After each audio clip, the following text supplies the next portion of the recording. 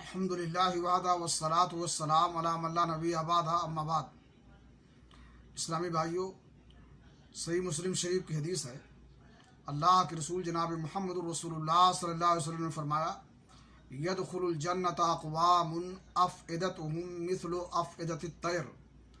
کچھ لوگ جنت میں جائیں گے جن کے دل پرندوں کے دل کے مانند ہوں گے۔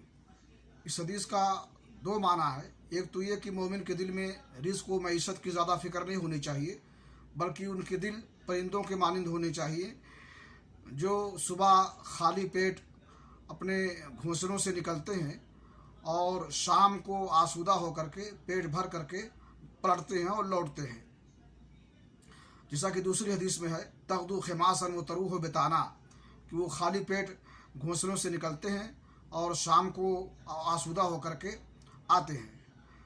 اور دوسرا معنی اس کا یہ ہے کہ مومن کا دل نرم ہونا چاہیے، جس طرح سے پرندوں کا دل نرم ہوتا ہے، یعنی مومن نرم ہوتا ہے، گرم مزاج نہیں ہوتا ہے، خاص طور سے اپنے بھائیوں کے ساتھ نرمی کا معاملہ کرتا ہے اور نرم انداز میں پیش آتا ہے۔ اللہ رب العالمین سے دعا ہے کہ اللہ تعالی ہمیں توفیق بخشے کہ ہم اللہ پر توکل اعتماد کریں اور اپنے دلوں میں نرمی پیدا کریں۔